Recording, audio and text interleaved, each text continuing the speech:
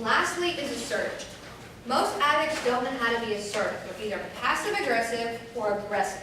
How many of you have been in a restaurant and you've heard this, or you've been this person, or you've been with this person? Waiter, I ordered my steak rare. This is well done. How am I supposed to eat this? This has to go back. Listen, you didn't listen to anything I said. Send this back. How many of you have seen that person? What is happening to that person's food in that kitchen? That's a bare minimum, right? Spitting, maybe some other fluids or what have you. So he didn't get his needs met properly. Then you have the other person. Food comes out, it's wrong, and they go, oh, this isn't what I ordered. Well, I'm going to have to stop and eat pizza on the way home. This is horrible. I can't believe they did this to me. And the waiter comes by and says, how is everything? Oh, it's great, thank you, it's wonderful. Oh my God, I'm starving. The vegetables aren't even right. I can't believe this. And I ordered French fries and they sent rice. The whole meal they're doing complaining. Waiter comes by, would you like me to box that up for you? Oh no, I'm just not hungry. Thank you though. And then on the way out the door, they're on Yelp. Don't eat here, this is horrible, the food is awful. Passive aggressive, right? They didn't get their food, they didn't get their needs met. Assertive is in the middle. Excuse me, Mr. Waiter, I know it's not your fault, and I know you're really busy. Is there any possible way you could help me? I ordered medium well, and this is well, and I just can't eat it. Could you help me with that? What's the waiter gonna do? Sure, because you asked for help. You were nice, right? You said it wasn't his fault, and you acknowledged that he's busy. Guess what? Your steak is gonna come out, it's probably gonna be free. That's the difference. So I teach my clients assertive, not passive, and not aggressive. Because clients either tend to be aggressive to get their needs met, because they didn't get them met as a kid, or passive aggressive, because mommy and daddy gave you everything. That make sense? So those are the defense mechanisms. Questions on that?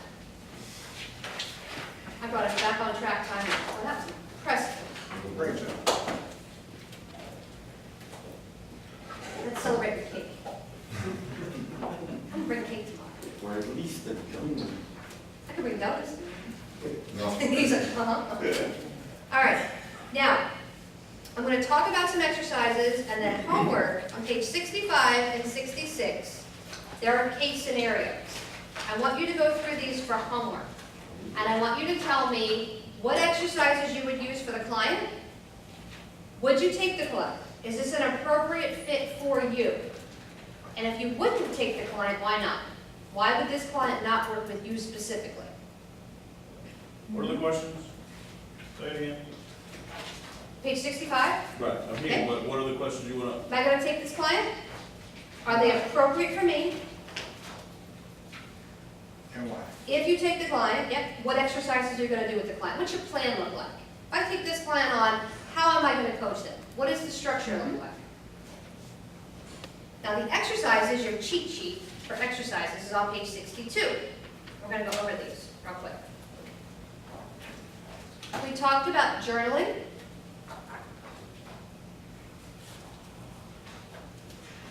Action planning is a 3, 6, 9-month goal for action planning.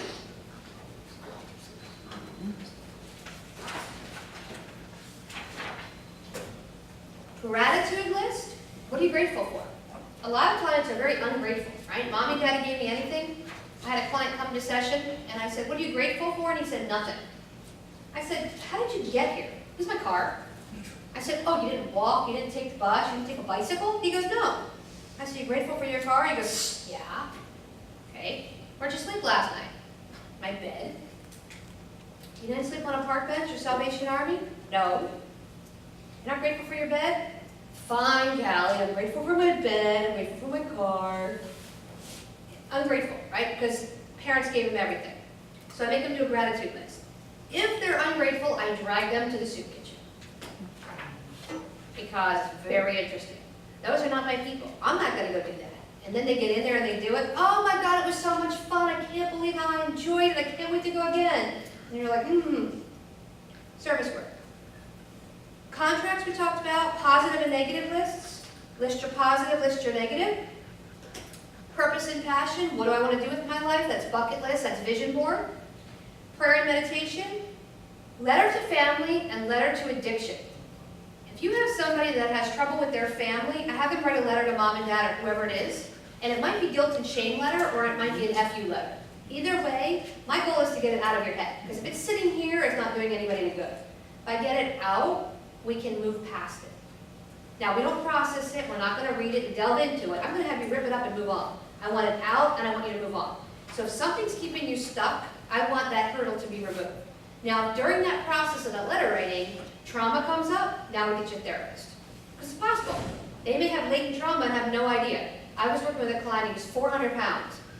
And during his letter to his family, he realized he was molested by his uncle. Because I was writing my letter, I realized. So we got a therapist to process all of that, and all of a sudden he started losing weight. He stopped eating. And he goes, I had no idea that that was a repressed memory until I did the letter. So that may happen. Letter to addiction. I have everyone write a letter as if the addiction was your girlfriend or boyfriend. And it could be cake, it could be a donut, it could be drugs. You need to let it go. And I want to know how it's destroying your life. Well, using drugs and alcohol, usually you have a plan, right? You don't just wake up and go, I'm going to go to work today. You go, no. Then you get up, I'm going to go see the dealer first. And then maybe I'll go to work if I get to work. And then after work, I'll do this, this, and this. And for some people, for foodies, you plan your drive around fast food places. So coming home from work, I might go 2 miles out of my way to go to Taco Bell. Then I might go 20 miles out of my way to go to Krispy Kreme, because it's free donut day, because they have the light on at 4 o'clock. That's how we do it. So, breaking up with that, I mean, it's a full-time job, right? So you write a letter to break up. Then we do obituary and leaving a legacy together. If you have anybody that was Narcan, I have them write an obituary and read it out loud as if their family wrote it for them. Then I say, is that how you want to be remembered in the paper? And if not, I want you to write a letter of leaving a legacy. What does it look like on the alternative side? So do them together. Obituary because it's negative, legacy because you have the ability to change what that looks like. What does it look like? Acts of kindness for 30 days.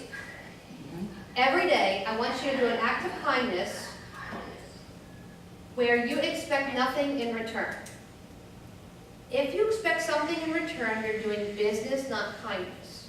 So, holding the door, talking to the cashier, buying the Starbucks for the person behind you. It doesn't have to be a lot of money, it could be free. But you have to do something nice, not expecting a thank you. First day they do it, they love it. Second day they do it, they love it. By day 5 they're going, there's a lot of rude people in this world. That's the point. The point is you do something expecting nothing in return. Because you're always looking for something. Addicts are always looking for, what can I get out of this, right? If I help you move, what do I get? You shouldn't get anything. You're going to thank you, because that's what friends do, right? That's always the dreaded call is, hey, I'm moving.